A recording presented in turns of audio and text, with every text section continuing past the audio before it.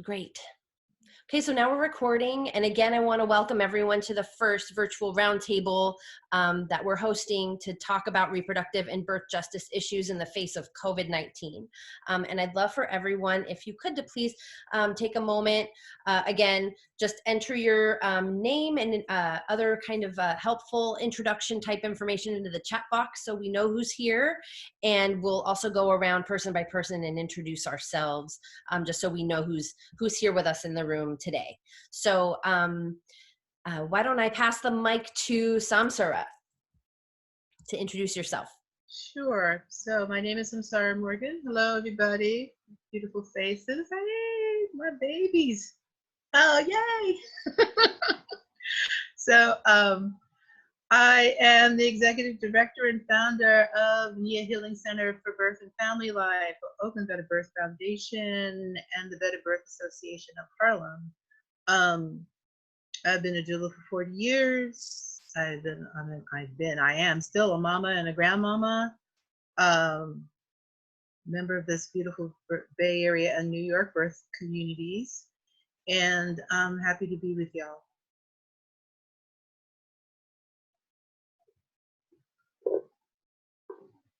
Who's next? Oloya, you want to go next? Oh, she's muted. Okay, wait. All right. Can you hear me now? Hi, I'm Oloya, Tyehimba-Ford, and I am a board member on the Perinatal Wellness Center in Oakland. I live in Vallejo. Midwife, doula, ritual and spiritual birth worker, priestess, ...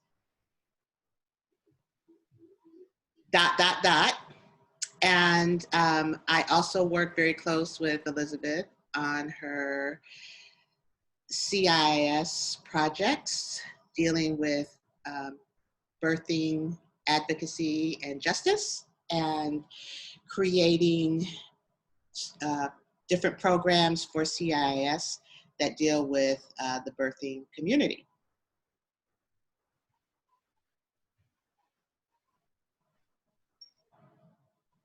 I'm gonna go next. You live in Vallejo?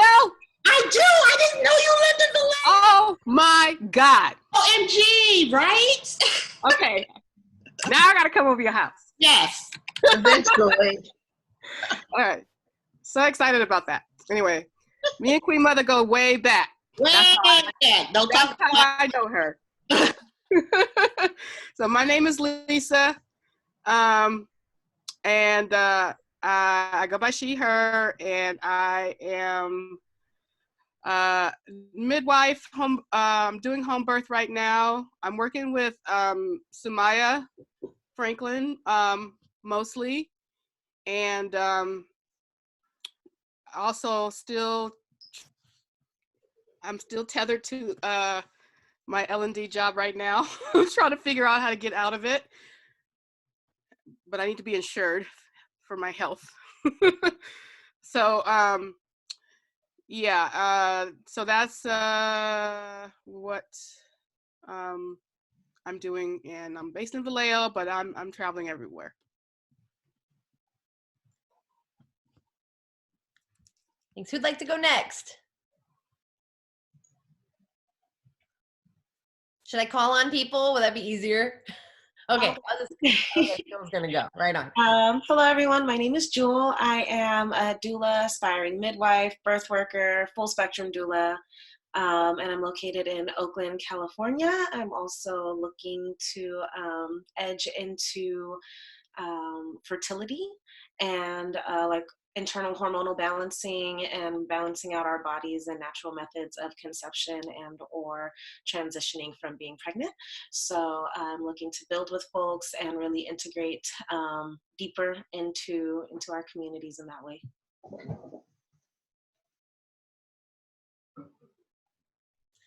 Welcome, Joel. Just want to let you know that I'm also, my specialty is fertility and infertility, especially in the LGBT community, so we have got to talk. I have 5 children, and they are all IVF children. Yeah.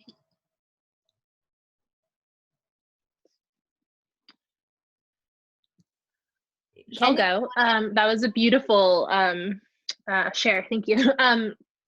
I am really new to the scene. I feel like it's a full movement that you guys are having here, and all the organizations that are participating in similar endeavors. I recently applied to pre-nursing at Mills. Fingers crossed, we'll see how that goes. And plan on pursuing that for the next 4 or 5 years. But realized I didn't have to wait until all that develops for me to get involved in what I would assume will be my specialty, which is just birthing and delivery. Not just, it is, you know, birthing and delivery. And so I'm trying to get involved in a directional organization like Cornerstone, possibly. Samsarah is currently who I look to, and that has been very already constructive in my life. So yeah, I'm here to continue that path. So thank you for having me, guys.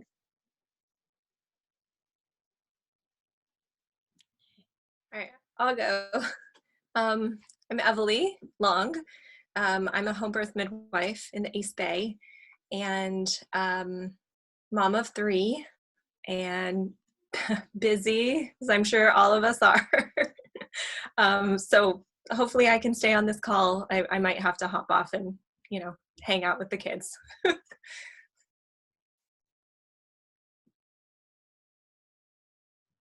Thank you. I think One more Karen is our last person. Hi, Karen. Can you hear us?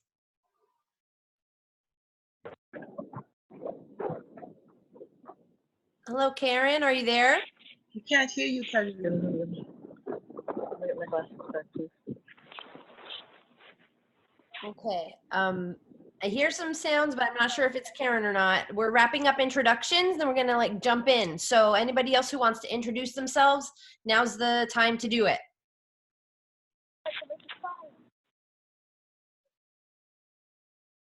Hi, this is Andrea calling in.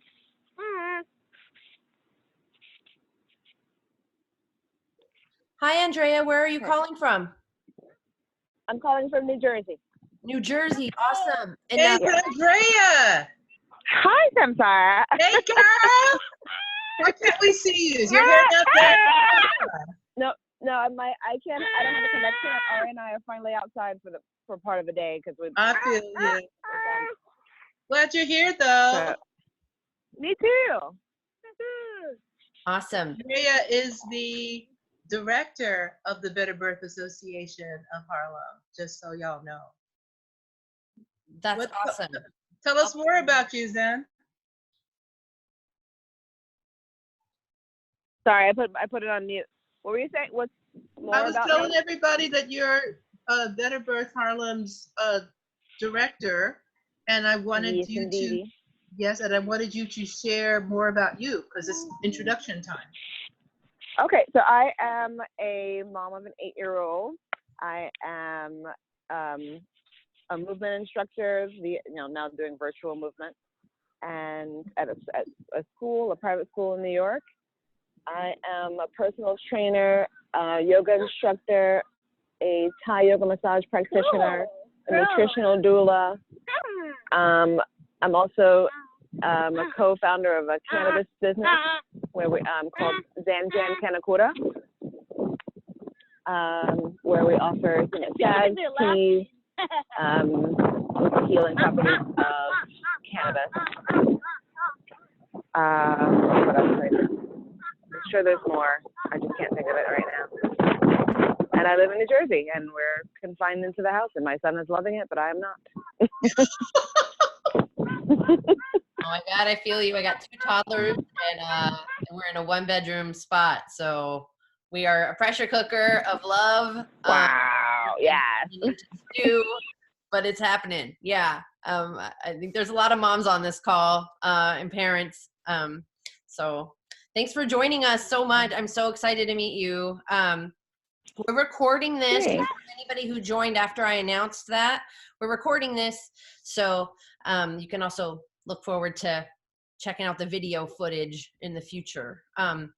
Okay, great. So why don't we move forward? I'm gonna share my screen, because anybody who knows me knows I just love making me some PowerPoint slides. Lord, girl loves the PowerPoint. You know, I don't know why. I just love it. Love her for it.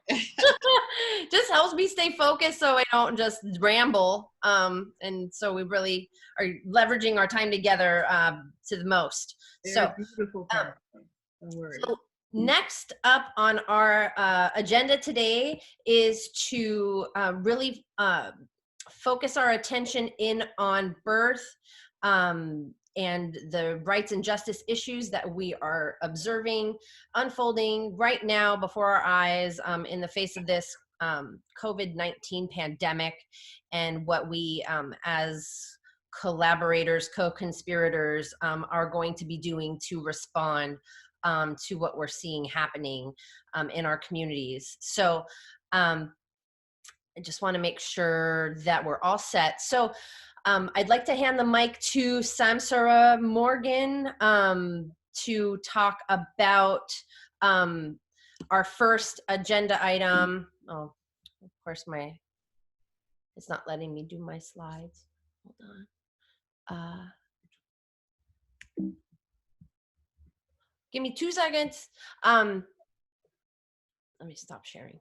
So we'll pass the mic to Samsarah, and basically what we're going to talk about now is the hospital setting, what's going on in terms of healthcare institutional, updates, the policies that are getting handed down, and what we're going to need to grapple with moving forward as the birth working community. So I'm going to mute myself and take it away. Take it away, Samsarah. Thank you. It's long and short of it, it's a mess. And I've been on the rampage for like 2 weeks now with all the hospital policies ebbing and flowing and changing, and then incredible personal disappointment with hospitals that I felt had an allyship with doulas and having that yanked away. Very surprised and sad and disappointed that UCSF has blocked doulas, where they have, at least in the past, made, depending upon the shift you get, made attempts to be organic birth friendly.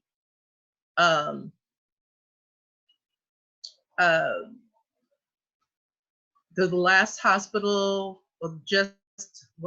last week, I was on a phone call with one of the nurse midwives over at Highland, and I had checked in with her, I believe it was last week, Wednesday.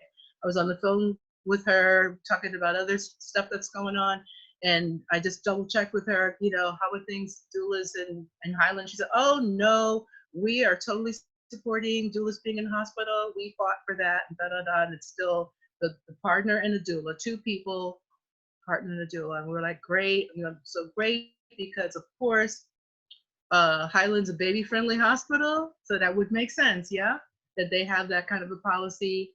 And I got off the phone, and luckily I didn't go broadcast that, because not even an hour later, she texted me back saying, oh my God, I'm so sorry, they just had a meeting and changed that policy. And we're all upset about it. All the midwives are upset about it. And I was like, just that quick. So now we're 1 person.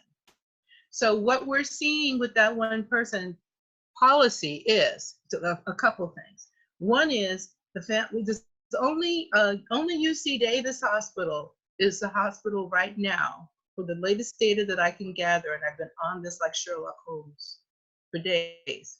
Only UC Davis is the only hospital in the general area, and that's still far away, that's allowing 2 people with the birthing person. And pretty much everyone has gone lockstep. The dominoes have all fallen to 1 person. And then, UCSF, no, not UCSF, but, CPMC initially was trying to get rid of the dad. But that didn't last too long because I'm so sure that the dads in the high rent area around CPMC called their lawyers and put an end to that BS pretty quick. I'm so sure that that's what happened. Because in the morning, we had one of our birth workers in the community who put out the clarion call on her Facebook that she was at the hospital with her clients. It was 8 in the morning, and they were telling both she and the father of the child to leave. The father was refusing to leave, and they were threatening to call the police on him and letting him know that if he didn't leave, it would be a felony. Excuse me, misdemeanor charge. Take that back. Misdemeanor charge. But still, they would arrest this father because he wanted to accompany his partner for the birth of their child. So of course, a scant 4 hours later, this woman is C-section. 4 hours later, right? In my personal practice, I finally had one of my clients that I was attending to. She actually was due on the 1st, but her labor started Saturday. No problem with that. My agreement with my clients is that I will go with them and be with them in early labor in their home and go with them to the hospital. So that is what I did. When they checked this client, she was 9 centimeters. Because that's how I like to roll on a good day. On a pre-COVID day, that's how I like to roll, right? So she's 9 centimeters. So she's in full-on transition, talking to the angels state, right? She reports to us that everybody's all talking to her in the hospital room. She became disoriented and started asking for an epidural. She was given an epidural at 9 centimeters. I'm like, and she was attended to by a nurse midwife. I'm so betrayed by this stuff. No one could take her aside, calm the room down, get her in the tub for that last little centimeter. Couldn't do that for her. That's not okay. And we know I know we're not supposed to do personal process, so I'm going to keep this to a minimum. But the anxiety for a doula is, I know that if I was in that room, that wouldn't have happened. I would have locked eyes with my client. I would have taken her hand. We would have shut out the other people, put the earphones in her ear and have Enya sing into her for that last centimeter. I had the same experience at Sutter Solano, sending a client 8 centimeters. The first thing they did was give her an epidural and then Pitocin. She just had the baby this afternoon. Wow. She was sent to the hospital for a Sunday evening. Sunday evening. Yep. And she just had the baby. They slowed her down so bad that labor just stopped. And that was at Sutter Solano. And I need to point out my client that I'm speaking about was also given an epidural. Her labor stopped completely. She was given an epidural. And then when it was time for pushing, she was given PIT. Because she wasn't making progress and the family was threatened with forceps. 4 hours of pushing. At 8 centimeters. That's not acceptable. So there's all kinds of, there's no science-based medicine being practiced that I'm getting reports from. But that's just my personal report. I'm hearing from my students, I'm hearing from other birth workers, more in the same. I'm hearing lots of C-sections. We got, someone got hold of a memo from Kaiser and was posting it around on Facebook around how they're just recommending for people to have their babies induced at 39 weeks. Yes, and C-sections are up.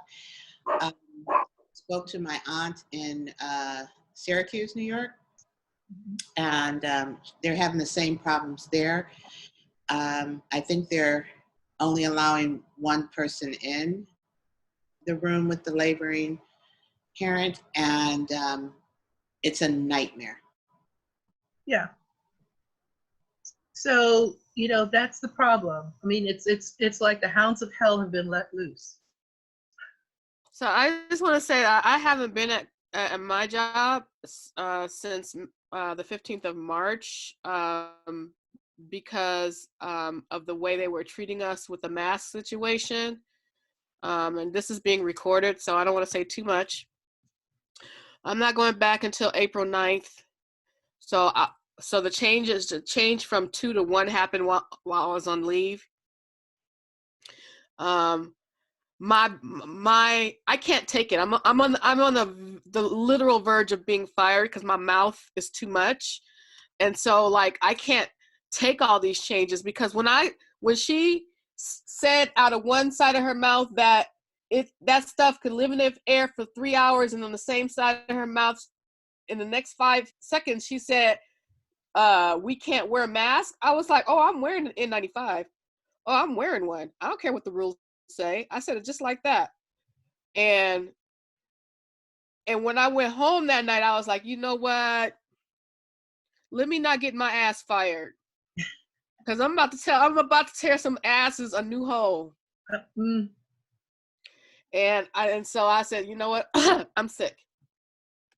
Yeah. Stay so home. I don't want to go back. Like I really don't want to go back more than I've never ever wanted to go back because I don't know if I can handle what I see. I understand that completely, and I feel you in my heart, sister. You know I do. And you know, firstly, you know, this is chickens coming home to roost time in this country. How we have done medicine in this country and how we've handled birth in this country has been criminal from the get, and definitely with the turn of the last century when Big Pharma got born, when allopathic medicine made love to the banking industry and beget the system that we have now, you know. And who thought it was a good idea to put birthing people in the same room as sick people in the first place? Who thought that was a good idea? They didn't think that was a good idea in England. They didn't think that was a good idea in France.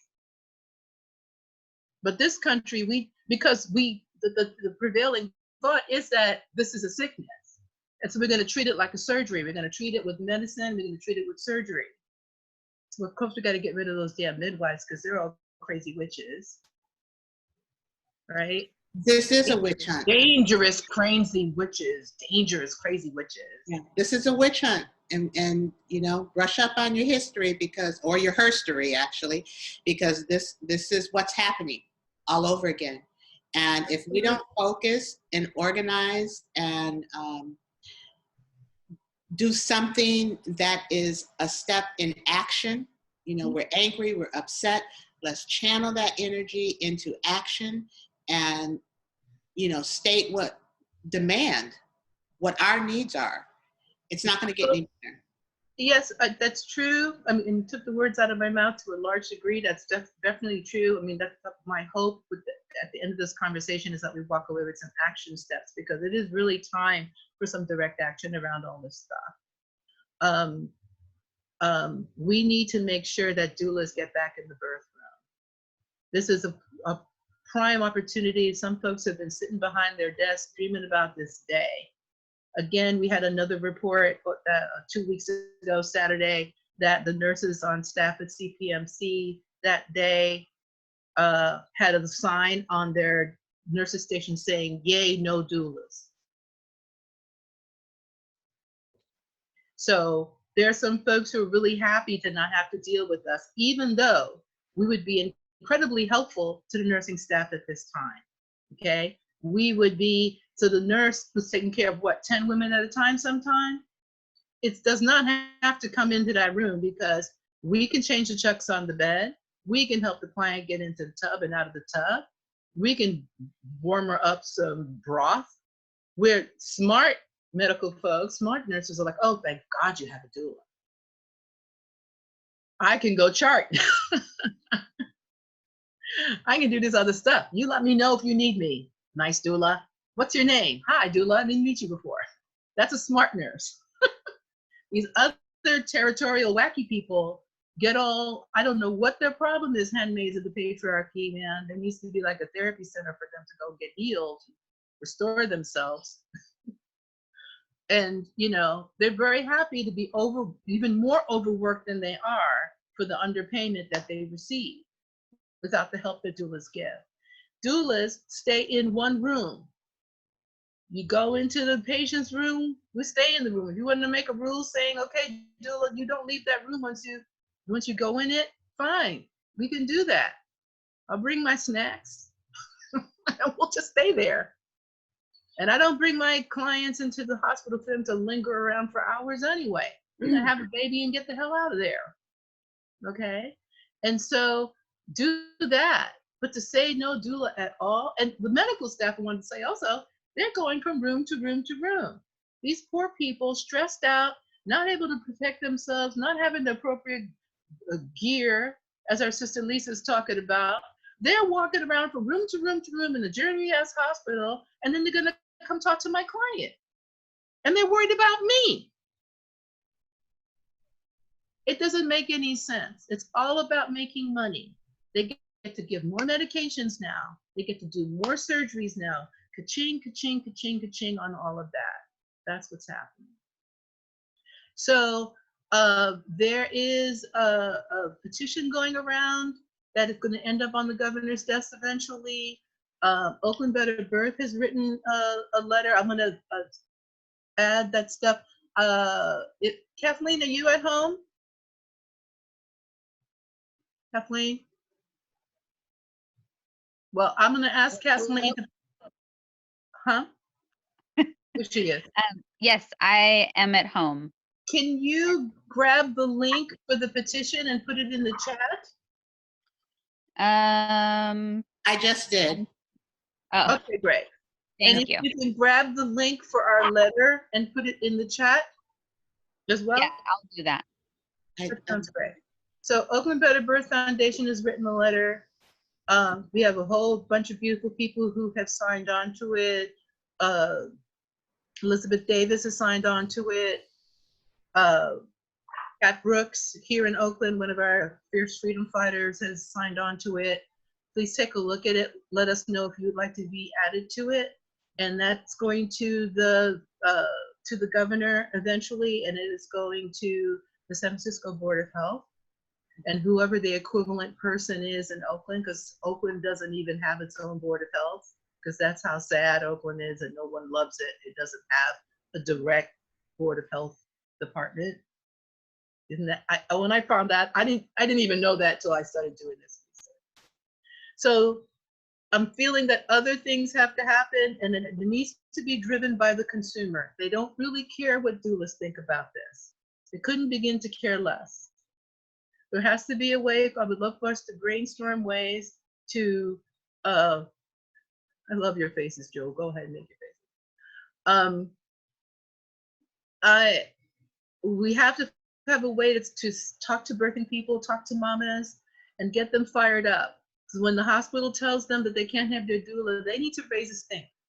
They need to write letters. That's really going to matter to the folks at Kaiser, because they are more membership driven than other, you know, than other. Their MO is that they're membership driven and they care about what their members think and feel. And so let's exploit that. You know, Kaiser patients need to be writing and saying, hey, you know, I want my doula. Include Oakland Better Birth's letter, which has links to other organizations' letter. DONA wrote a great, strong letter. A1 wrote a beautiful, strong letter in support of doulas.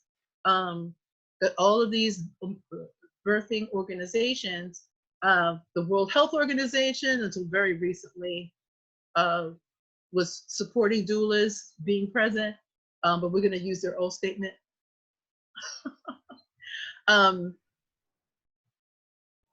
Jewel Fire up the birthing people to ask for their doulas.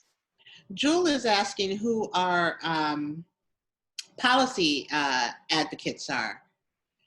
If anybody has that information. Clarify and define that for me, please. What does that mean? Jewel? So yeah, do we have folks in the medical community? Because part of the axes of oppression is who listens to whom. And so if there's any folks who drive policy, I used to work for Expecting Justice out in San Francisco. And there's different, we have PTBI and different folks who are doing policy work. So I'm wondering if we have any connections to policy advocates. I'm also participating in the Doula Medicare reimbursement legislation. So I'm just wondering, like, who are the folks on the policy level that can, because what I'm seeing, and thank you so much for sharing, Samsarah, is that I'm seeing all these random policies coming down and screen shares and memes and things like that, shareable content on social media. And so all of these hospitals are just like willy-nilly implementing bad medicine, like non-medically influenced policies. So I'm wondering, who are our policy advocates who can actually push back and say, we hear you, we know you want to stay safe, like safety is paramount, but the route that's going is actually bad medicine. You're increasing the potential for larger death counts, infection rates, et cetera, this, that, and the other, and taking guidance maybe from the World Health Organization, because I don't know why anyone listens to the CDC. So like actually taking WHO and international guidelines, because they've been dealing with this, and using that to inform how we can locally keep our communities safe. But yeah, if we have some policy folks who can talk on a lateral scale, then that might also help us balance some of this stuff out. So that's very handy. And I don't know of anybody actively engaged in that right now. I know we have the ear of Monica McLemore over at UCSF. And I know she's tracking what's going on, and actually she wants us to document all of these abuses, and she wants us to document all of the times that doulas are not allowed to go in to be with their clients, because there could potentially be a class action suit in the future. The hospitals have no right to interfere with the contractual obligation between the doula and their client or his client. And that's what they're doing left and right. Right? So they can get sued for that. You can't interfere between a signed agreement between two other people. Right? So just on that level, we can do that. And also pain and suffering, I would think, if folks are experiencing higher degrees of trauma from their birth, especially after having to have fired their birthing companion or had to exit a contract with their birthing companion, I think that would be a really nice angle to really get in there from a consumer standpoint. So if you have any recommendations of groups or persons that we can ally with in that regard, I'm very interested in that, because right now that's the missing piece. All these conversations are going on in closed doors, and I have a sneaking suspicion that, hospital bigwigs got on the phone with each other, because at first it laid down around like the baby-friendly hospitals were letting doulas in, and there's only 2 of them. Highland in general, they were letting doulas in. That's it. In all of the Bay Area, 2 baby-friendly hospitals. But then the Kaisers were all doing different things. 1 person, 2 persons, 1 person, 2 persons. Okay. And then the call went out, and everybody, it was like dominoes falling. Right. 1 person, 1 person, 1 person, 1 person, 1 person, 1 person. Yeah. Because what I was initially saying to folks is, and it's still a good thing to say, is like, oh, I'm not going to have my baby in your hospital then. No doula? I can't have my doula? I'm not going to birth here. Because that's the power that clients have. But if they all have the same policy, that makes that hard. Right. Right? Well, we're wrapping, we need to start to wrap up this portion so we get to the next portion. So awesome. I think we got a real clear sense of the current sort of state of affairs. And I want to make sure we save enough time at the end to really brainstorm like tactical solutions. So anything that comes up while we're in this conversation, feel free to type in any useful information into the chat box here. If you think of an organization that we should make sure that we reach out to, or a particular person who you know has worked on reproductive policy in the past, or birth policy sort of actions specifically aimed at institutional change, let's capture all that information in the chat box for sure. And now what I would like to— I can say something more just really quick. Sure. Just really quick. A quick word about home birth. There's a bunch of folks running who want to have home births now, and we want to accommodate them. I have a list of midwives who are available and who are taking clients, and we do want to help clients take a deep breath, because people running in their last few weeks of pregnancy because they're afraid of the situation are the worst possible clients I can imagine for midwives to be taking on. So when we make recommendations to midwives, which we should do because it's up to the midwife to decide who she's going to take on, but I love midwives and I want them to all keep their licenses, and I think that's an important thing. So a great segue, because that's what I was going to shift to next, and we were going to have Oloya sort of field that conversation about community birth and home birth. Just so you know, like what I had planned with Oloya ahead of time. It's beautiful, and I can't wait. And I'm just going to say, we want to tell folks that they're making that decision to take responsibility for their care. They need to stop being patients. They're about to be a midwife's client. It's a whole nother world. We can help them learn what that means so that they can step in and be good clients for our midwife sisters, because I don't want any beautiful midwife who opens her heart to someone to lose her license behind some crazy ass client that hasn't been eating for months and her stuff is all messed up. Because the doctors don't care. They'll just cut you open and give you drugs. They don't care. And midwife needs a more self-aware, in her body client. So we get to, as doulas and other birth people, get to help them start to see that world better, so that when our midwife sisters get a hold of them, they can have some beautiful births and everybody keeps their license. Thanks so much. I'd like to pass the mic now to Oloya, who's going to be sort of doing the same thing Samsarah did so beautifully in terms of thinking about the hospital-based context, and talking about the community-based and home birth-based context and what we're seeing unfold right now. So Oloya, take it away. Thank you. First, I want to say that we have a couple of people who have just joined us, and if you could type in your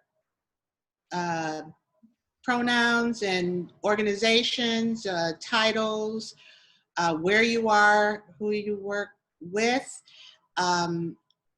into the chat box so that we all can get it and know, and I want to say welcome.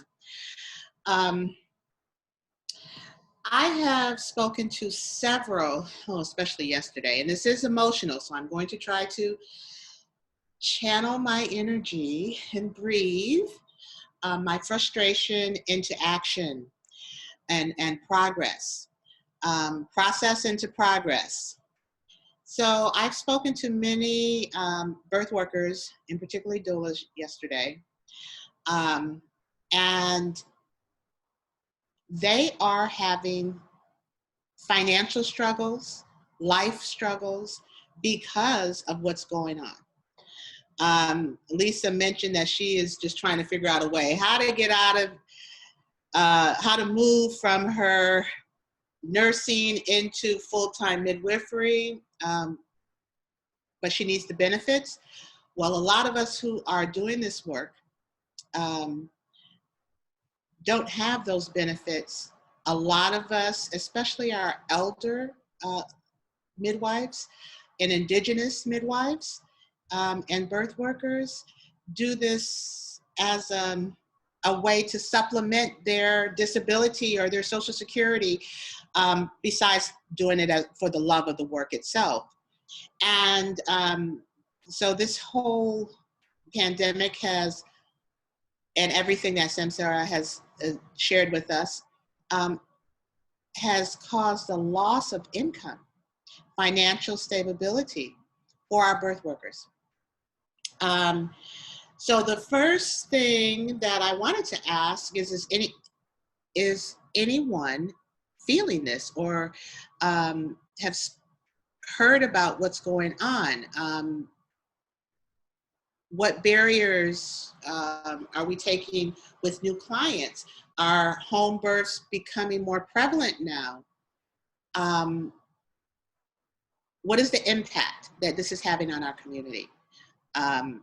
Personally, as the birth workers, and what are some of the solutions that we can come up with helping our birthing community survive this? What can we do? So I'm open to any suggestions for that. And Lisa, I was going to ask you to actually chime in. We talked a little bit about this. So definitely, I have gotten a lot more inquiries about home birth, and we've taken on several clients due to them not wanting to birth in the hospital because of COVID. Mm-hmm. So we're still grappling with telemedicine and how that is supposed to work when you don't get to touch, see, and feel your client, and how to incorporate that into traditional midwifery. We're really struggling with that. So we're actually really going on based on how the client feels. Like, so we just had baby on Monday with a couple, and they felt comfortable limiting the amount of people that were going to be at the birth. So they asked the doula to stay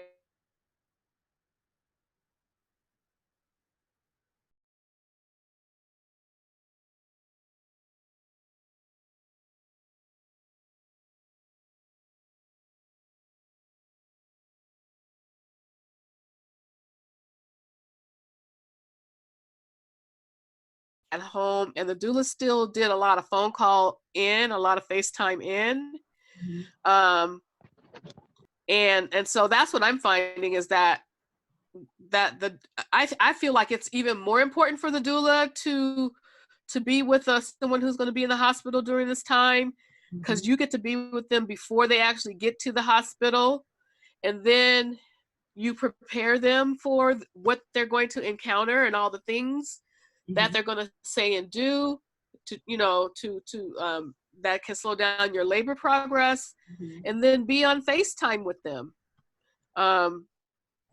Even if you can't be in the room, I think just being on FaceTime with them is really, really, really important. So that's what we're grappling with. And yes, what Samsarah said about taking people who are running out of fear, really, like our initial interviews with people that we may have suspected that might be a problem with, we've really screened them and talked to them about what this is, and what do you want us to do? What do you want us to do? No, it's not about what you want us to do. Exactly. It's about what you want. So, exactly. You know what you want. So I noticed that Queen Jaslani just joined us, and I want to say welcome. Wonderful mentor that teaches the people of color full spectrum doula class with Cornerstone. Welcome. We as birth workers are really taking a hit beyond just not being allowed to go into the hospital, which is the biggest hit, but being passed up because of the pandemic that's going on. We're the last on the list to be able to see our clients and be included in birthing rights, including home birthing. And Lisa, like you said, we're doing a lot of Zoom and video appointments and whatnot, but it's just not the same. And It's I have to say real quick, I have a very different feeling as a doula when a birthing family says, doula stay home, than when the hospital administration says, doula stay home. Okay, the birthing family, Yes. the birthing person rules her house or his house, and that's okay, that's fine. Okay, but when the hospital administration makes a statement, that's about my profession, not just me at this one birth. And that's the problem. Cute little baby. Hi, Jazzy. Anyway, you know, so that's the thing. Right. And that's something we really have to hold on, keep in mind that this decision is not just for now. Patriarchy don't work that way. Once they take it away, you have to fight like hell to get it back. And they'll be, oh, well, you guys could just be, you can just have your doula on your phone. You don't need to have a doula here. Because they're already, before COVID, there were doctors telling patients, you don't need a doula. They have plenty of nurses in the hospital. They already were being told that. Right. So I think one of my main questions, do we have resources? Should we do donations, GoFundMe for those of us workers? I get the struggle of the client, but that same struggle definitely has an impact on those of us who make a living feeding our families and supplementing our disabilities, social securities, and other incomes to do this work. And we are not able to complete our task by going to the birth. And a lot of clients, from what I've been told, who are going now to allopathic medicine to complete their birthing, are told not to use doulas because it is a risk of infection. So now there's a scare factor out there, you know. So talk about a witch hunt, okay? This is burning times all over again. So yeah, I mean, that's why we have to have a big public voice as doulas, reminding folks about it. You know, just a month ago, everybody was praising doulas to the hilt, right? Just a month ago, we were the best thing since sliced bread. And now we're carriers of contagion, right? So we need to remind folks that, you know, the truth about doulas, and the public has to push back against that nonsense. I mean, there's, you know, we, to a certain degree, I mean, of course we should keep speaking, but you know, the only reason that doulas got in the hospital in the first place is because birthing mom said, enough of your bullshit. Right. I also would like to see, especially in the Bay Area, some form of base where we can all get the same information, where resources for our birthing workers can be shared. You know, if some of us, not all of us are going to get the stipend. Not all of us can file for the IRS, whatever. So what is out there? And if those of us who know, you know, can share. Well, it's important for us to know as independent practitioners, solo practitioners, we can file for unemployment. We can do that. If our income is diminished due to the circumstances of COVID, you can, and everybody should apply. They are changing the rules, and they're just learning what it means that they changed the rules. So it's real important for people to get their account up and into the system ASAP. Do not wait on that. We should just everyone just go do that. And let other people know that they can do that. Okay.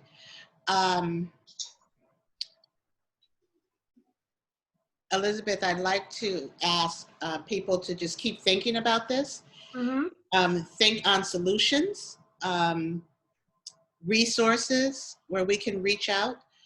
I think that, I mean, we all know to wash our hands and use hand sanitizers and face masks and things like this. But we need to keep reiterating that, especially to our home birth workers. Come up with some ideas of helping to, or suggestions on supplementing your income during this time. Even down to food banks and, you know, GoFundMe's and things like that. Some of us don't have those options to,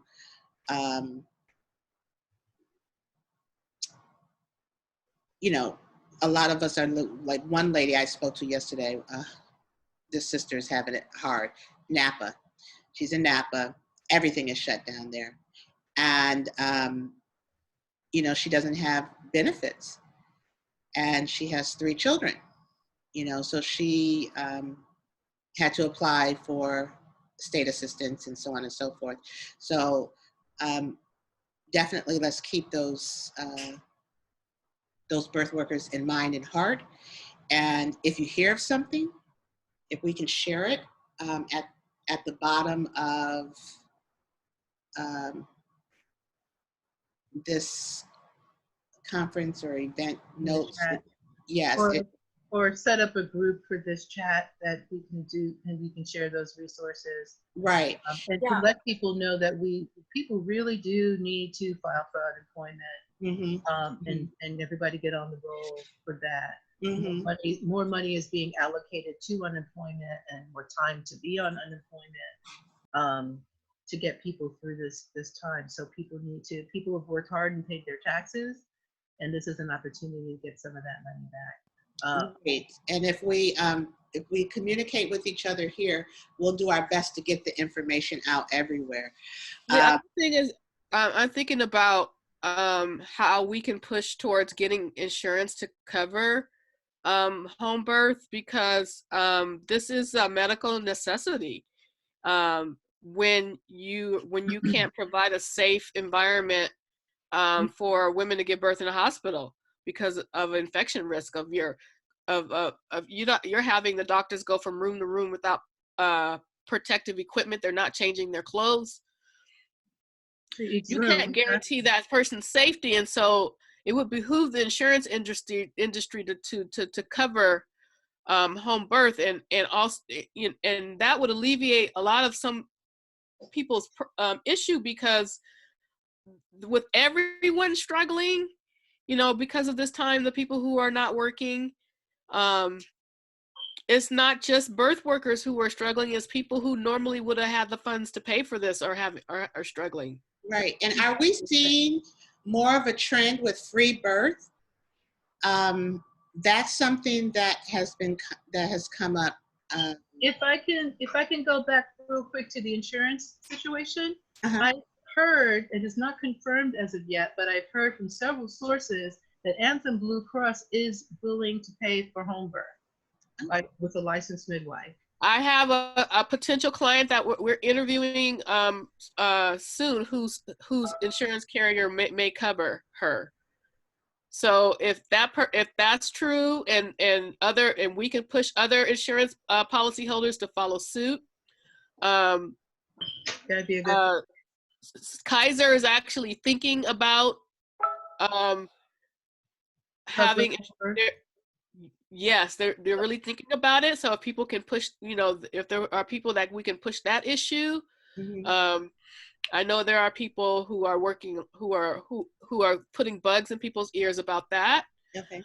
So that would alleviate a lot of issues financially, as far as like people who want home birth but they don't choose it because of affordability. And then that would free up the monies that they would have for doulas. Right.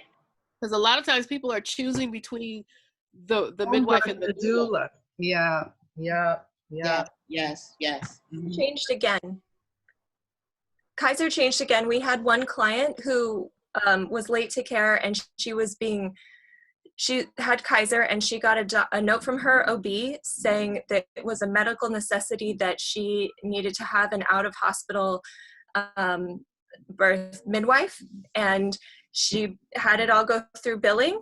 And then our next client, about a week later, had the same thing and, you know, asked of her OB the same thing. And then at the last minute, she said that her OB said that the higher ups in Kaiser took that away for all of Northern California. What the hell is wrong with these people? Away.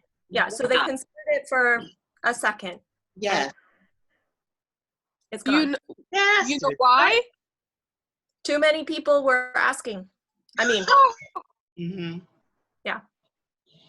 And this is about ego. Hear me? This is not about health for birthing people, mamas or babies. They don't give a darn. This is about, oh, look at all the revenue that we're going to lose if we let that open those floodgates. So somebody made a phone call and somebody lost their job. How much you want to bet? Well, again, this is part of the issue. Oh, I need tea. Go get some tea, Samsarah.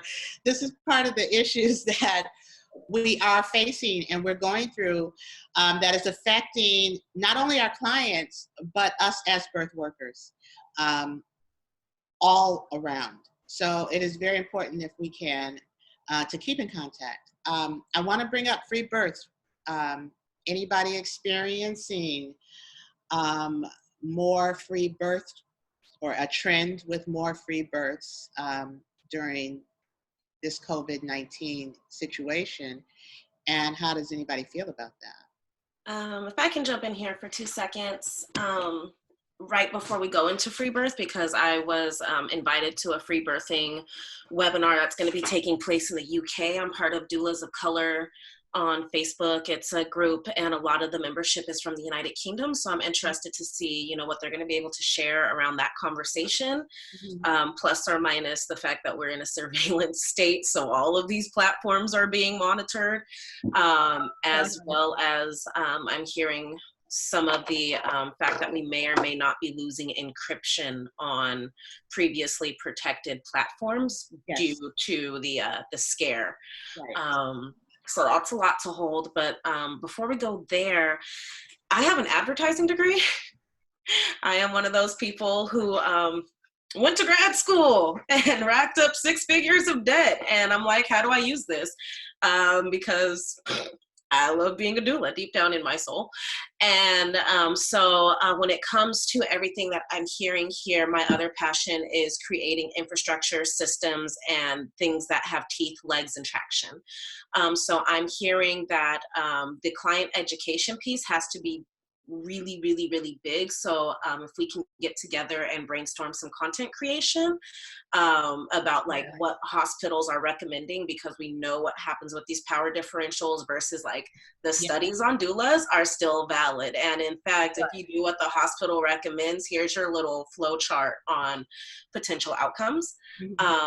And really easy to digest stuff for a lot of our clients. I'm hearing we might need to start organizing some communication campaigns that we can not only rope our fellow birth workers into, but also our birthing people. One of my friends actually has linked me with the Coalition of Concerned Medical Professionals. I think they're an East Bay-based advocacy and activist group. So we did a call campaign and to the Alameda County of Public Health around the PPE situation and like demanding that Alameda County of Public Health, Department of Public Health figure out how you're getting people protective equipment. It sounds like we're going to have to literally just overwhelm the system so that they can't continue to make decisions based on which executive wants to keep their paycheck. And then the other piece is figuring out how do we as Bay Area folks, because we are in this, like, it's hard out here for us, but there are clinics closing for reproductive access across the board in other parts of the country. I know Louisiana, my cousin's a doctor out in Louisiana. He's saying that things are getting pretty sticky out there. I know folks organizing and they're like, we can't even get basic supplies. I saw that Xavier Becerra, our Attorney General for the state of California, actually released an open letter for mifepristone to be readily available as a safe abortion tool. So we have a lot happening in California that isn't happening in other parts of the country. And there's a lot of really great stuff happening in different parts of the country that is not happening in California. So it sounds like if we can really start integrating in some of these communities and sharing our content and our resources back and forth, we can actually start organizing national campaigns. I have not done this, but this is how my brain works. So if we can continue some of these conversations and really building out this infrastructure, because we know that this isn't something that's ending tomorrow. And in fact, with this free reign that's happening from the institutional level and them getting to do whatever the hell they want, and then people having to listen and asking, am I allowed? We need to really start like saying, no, this is your right. This is what you're entitled to. This is the medicine that's behind it. And because this is a brand new situation, all of these protocols and policies that are being rolled out are actually not tested, safe, and effective. If anything, they don't have your best interest at heart. And we know that it's still profit over people at the end of the day. So that's where I'm thinking is like, also, how do we plug into some of these broader organizations who have communications directors and things like that? So even if we can create the content on our end, if we can, you know, get together with Planned Parenthood or NARAL or pro-choice or all of these other bigger folks to roll out our content. We've got Evidence-Based Birth, who is really, really awesome. And then we also have Cheyenne Varner, and I'm blanking on her publication, but she's really impactful and amazing and a Black woman. We've got Sister The Educated Birth. Educated Birth. We've got Sister Shafia. And a few other Sister Song, Ancient Songs. So we've got key people to really start coalescing with. That's where my mind is going. And I would like to figure out also from the institutional level, how can we start getting in with these institutions to figure out how to get some trickle down money to fund the efforts on the ground and figuring out how to distribute on the ground. Because it shouldn't have to come from community folks who are already struggling to support, like, not saying I don't want to support our birth workers, but we've got institutions with millions of dollars who are still getting their grants, resources, and everything else coming through. Their money's not stopped. And if anything, with the uptick in cesarean sections, insurance payouts for more medicine, et cetera, they're actually going to be making more money during this crisis than they were before. So if we can start figuring out how to partner with these resource institutions, you know, University of Washington, anybody who has a midwifery program, you know, reproductive justice initiatives, that's where my head is at. And then I would like to say that I am seeing folks starting to talk more about home birth. I've been seeing some articles. There was a woman who free birthed a couple, it's a new article about what happened with her her going over her dates, and unfortunately her baby passed away. But there's a lot of vitriol against home birth groups on Facebook and in the digital realm around advice and what's being given and what isn't. So I remember that one. Yeah, how do we she was start? in a Facebook group and she was listening to people in the Facebook and it was tragic.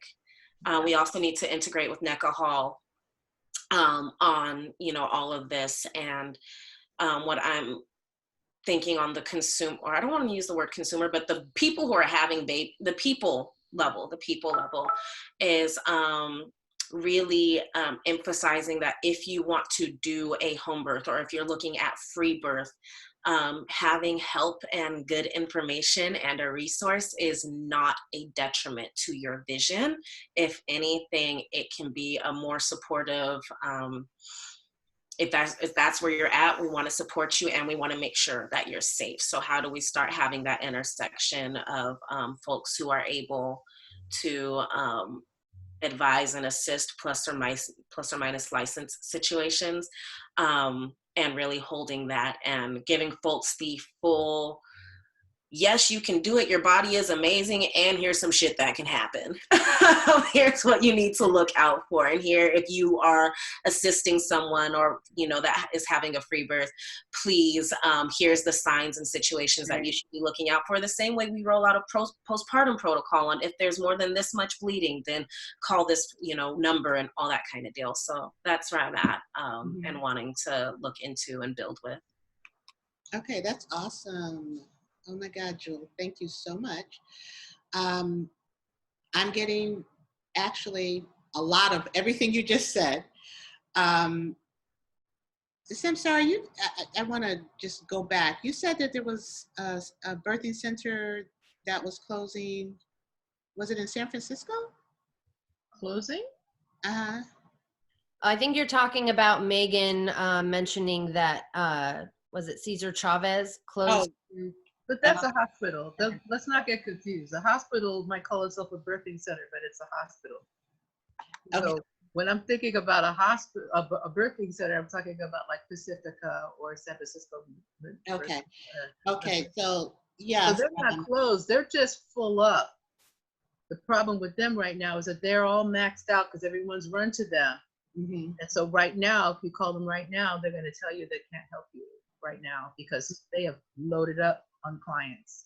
And of course, they're not going to take, hundreds of people because they're birthing centers. They're not running women through like McDonald's, like the hospital does. Okay. So they're giving you the I just wanted yeah. I hadn't heard it, and then someone mentioned it, and I'm like, I didn't know. But the deal with that was that CPMC has 2 campuses. Mm-hmm. They're closing one campus and moving all the births to the other campus, and the other campus is going to be devoted to COVID patients. Okay, gotcha. I forget which campus it is. Mm-hmm. So, but one campus is closing, and they're moving all the birthing people over to the other. They said, Samsarah, Bernal Heights is the one that's closing for COVID care, and Van Ness is the one that's opening for all birthing people. And everything that I'm hearing from all the doulas in San Francisco and Marin is that Van Ness is a shithole. Oh, and yeah, we the anti-doula, and Bernal Heights was more open to doulas. So that's an unfortunate situation. That Van Ness tried to. Van Ness is trash. Yeah, I haven't. I just hear all the horror stories. So if we could just keep each other in the loop on that, and we'll try to get as much information out as possible. As far as the free births, this might be an opportunity again for doulas to really put out, like you said, Jewel, to do some counseling around our clients that are deciding to do that, to let them know what is possible and safe and the possible challenges that can come up, and their resources when those challenges do come up, if they're not invited, and if well, we want to be. I consider myself an incredibly brave person, but just like I want to protect my sister midwives from litigation and losing their licenses, I want to protect doulas as well. Mm-hmm. I personally, as a birth worker, don't support free birth, especially for first-time mamas. I think it's treacherous. I agree. That's my personal opinion on that. Yeah. And I also support women's right to do what they choose with their bodies. I agree. Okay, so those two things exist for me at the same time. Right. So if there are helpful, if there's helpful information and people want to avail themselves of it, I'm going to provide it with the understanding that, this is how I feel about it, and here's the information. Mm-hmm. I don't know if I would be the doula in the room at a free birth. With the concern, the deal is that I want to be able to do birth till I die. Mm-hmm. And I don't want a bad outcome that then sweeps me up in the litigation around who was all in the room, who all provided the information, and unfortunately, that's the world we live in. So, and at the same time, I'm as brave as what. So that's the I'm struggling with that as well. That's the conundrum. And, you know, getting a how to do a free birth book off of Amazon just doesn't sit right with me, you know, but this is what's happening. Exactly. Apparently this is what's happening. And I'd feel so much better if there was a way we could set it up so that folks considering free birth could have concurrent care with a midwife. yes, yes. You know, because one of the things I know about my sister midwives is that they pretty much know how the birth is going to go before the labor starts, because they've worked with that client and they got an idea and they've troubleshot things with the family, and so then the birth is just going to go for the most part, right? So if there's a way that we can be helpful as doulas and establishing those concurrent care relationships in some way with midwives, I personally feel a lot better for my daughters who I love and my birthing people who I love, that they were getting midwifery care at some point, whether they decided to birth alone or not. I totally agree with you, personally and professionally. It's scary for me. And it's scary for me to hear that instead of going to a home birth with a midwife and a doula and support team, some women feel so afraid to have anyone in their house that they're choosing this without really going into it, or choosing midway pregnancy.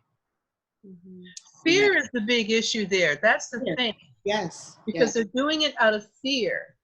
So I like to go back to our humanity and our tribal nature as people, and we've always gone off in groups to have our young. Right. That's how I feel about the whole the whole free birth thing. Like, why are you doing it? You know, and so you can, the fear goes both ways, right? Like you could fear, yeah. So it's just about being comfortable. And it affects your outcome. It affects the outcome of the labor and delivery, you know, if you're afraid. It does. And so my experience was as a Indigenous spiritual worker as well in the Kemetic tradition and the Yoruba tradition. I go in and set the atmosphere for the birth and create ritual and whatnot for the birth. And sister of client says, well, because of all of this, I'm just going to do it myself. And I'm thinking, okay, how's that going to work? Oh, I got a book off of Amazon. So I, you know, had to bring it back to my task here and process this and whatnot, and decided to bring it out and reach out to my sisters in work and birthing. How do you handle something like that? I mean, I didn't even know what to say because I did not want to, I didn't know what to say, you know? Legally, I didn't know what to say. And, you know, personally, I just wanted to go, wow, you know, you may want to talk to someone about that, you know? For me, I mean, I don't have a problem stating that I have a concern about that. I have a concern about that for you personally. And, you know, offering tools, like make sure you get really good childbirth education, you know, call and make friends with a midwife who will, you know, oh, mommy had to go.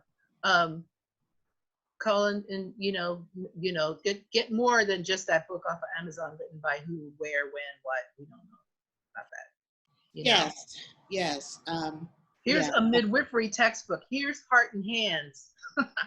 Right. Like, so I hope Jane of midwifery textbooks is, you know, good information for everybody. Yeah, I hope to, you know, be able to readdress that now that the birth that I actually went to set up is over. A nice little fat baby girl, 8 pounds, 6 ounces, beautiful curly hair, all dimples, babies. However, I want to be mindful of our time. Thank you very much for listening. Please, please, please continue to engage with us on solutions and possible situations. Jewel, you're awesome. And I have some things to wrap up with too. Just yes, I was going to say, and take it on, Elizabeth. But Jewel, please continue to guide us with all that energy and information that you have, and suggestions on things to do.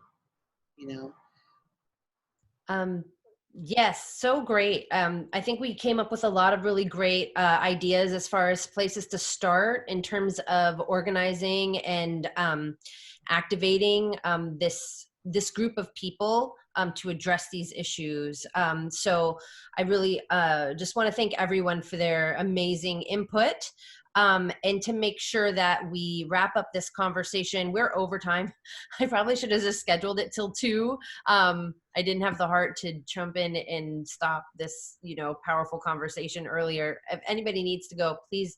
I wanted just to make sure that everyone has an email address to stay in touch. So I'm going to share my screen and created this. Oh, please, everybody, take a look at the chat when you get a moment too. Some great questions. We can continue to communicate with each other. Set up another time for our follow-up call, because I'm feeling very anxious to get started. Yes. On building, especially thrilled by the stuff that Jewel had to share, and seeing how we could make that stuff, how we could give birth to that. Definitely. So I created an email address specifically for this kind of work.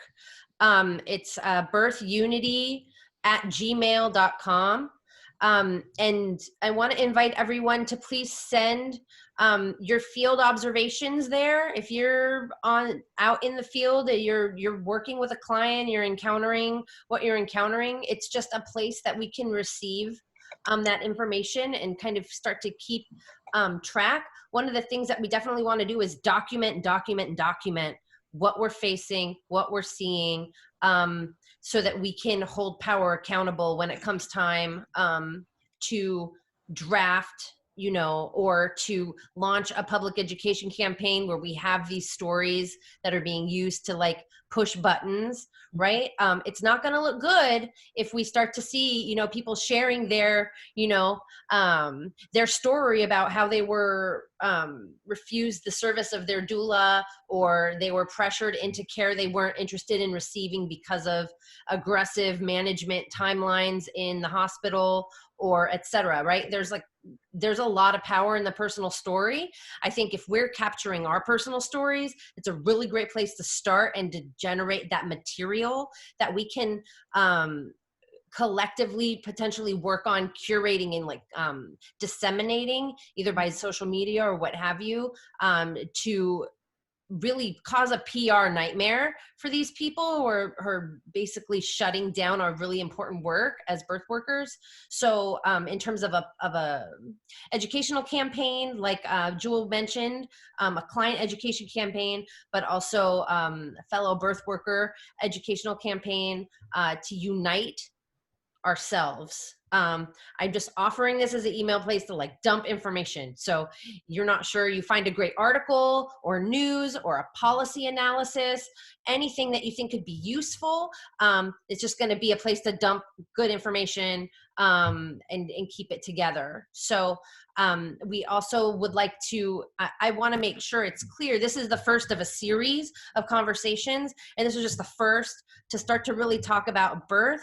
I'm also clear there are numerous other reproductive justice issues that are unfolding right now, particularly around abortion access. I'm personally concerned about contraception access, sexual abuse and domestic violence during shelter in place. I'm concerned about child abuse. I'm concerned about fertility treatment access and that whole piece where it's considered non-essential care, and then people's family building is being cut off because they can't go and get their implantation, or they can't go in and get their, the various stages of that process are shut off because of COVID. or things like that under the guise of COVID, right? Shutting off vulnerable people from getting the care they need. So there's a whole host of conversations to be had, and this is just the first. So I would like to propose that we create potentially like a standing meeting to do this every other week at this time. Would that potentially work for folks? Or if y'all are down, that would work for me as long as there was no babies, it would work.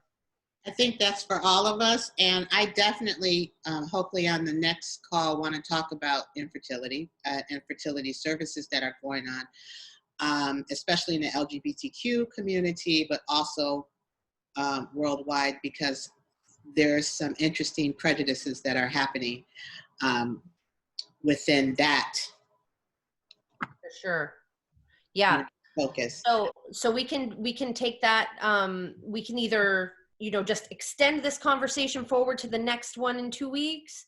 But I know there's movement to be made. We don't want to wait 2 weeks to start action on these issues. So I'm considering putting together a Facebook group for the people who are in attendance today. And we can invite other people we know who are strong, like allies, co-conspirators, right?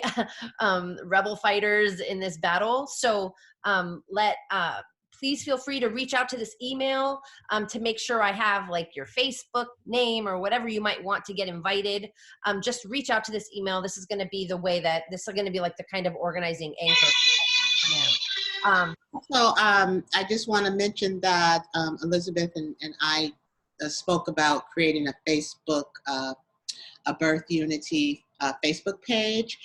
And for those of us who are instructors, workshop holders, can you please send us the information on your next class if you have any online classes? We have a lot of young people out there with nothing to do. This is a prime opportunity to offer them placement and learn our birthing world and what is and how they are needed. So we would If I can make a request that if we do a Facebook group or Facebook page or both, that we have like words to the effect, reproductive justice, birth unity during COVID-19, because people are searching and that will help us get found. Help people get found. If it's just birth unity, people are like, well, what does that mean? Right. So the more keywords that are used will help people find the group and find the page. Okay, that's a great idea. And to add reproductive justice broadens the conversation. Mm-hmm. And for people who don't know the broad definition of reproductive justice, the birth unity calls them. So it's more encompassing. Lisa, Elisabeth, you got that? Yeah, I got it. If y'all want name ideas, I'll send out a poll and we can vote on what the name of the Facebook group should be. How does that sound? Okay. Okay, great. So if you have a great idea for how that should be named, just you could type it into the chat box or whatever. I'll congeal it and we'll vote, and we can make that happen. I definitely want it to be findable, and I'm also interested though in this being. Personally, and I don't want to be paranoid, but I would like for membership to be strategic, and I think at times when something can be public, it can get really hectic and a lot of mass of people in flux, right? And if you can delete people. You can delete them, you can block them, you can have members have to be vetted before you let them in. So I personally would like to have it be a more curated space than a totally open public space. And if we want to create something that is like more public facing, that's, I don't know. I personally don't have the bandwidth to manage trolls and all the stuff that comes with all of that. So we just want to be I'm interested in being strategic. So we can a real quick suggestion. I'm fine with bouncing people out of groups. I mean, I've had a Black family immunization group on Facebook for, oh my God, 5 years now, and there ain't no trolls in there. They don't get past me. So it's very easy to keep your groups very clean. Jules' suggestion of, I just went to the Doulas of Color Facebook page, and they have a whole screening process that seems really natural and organic and not off-putting. So if you guys want to go check that out and get back to Jules, because I think she volunteered to set up the thing for you. That sounds great. Yes, that's right. Okay, thank you. Jewel. Okay. Well, I think at that we'll wrap up. Does that sound okay? So I will reach out to everyone who put their contact information in the chat to, on the side. Please make sure if your email wasn't included over there, please include it before you leave. And thank you again for making this such a powerful conversation. I look forward to making change with you all in the very near future. Thank you. Stay safe, stay strong out there, and much love. Okay. Thank you.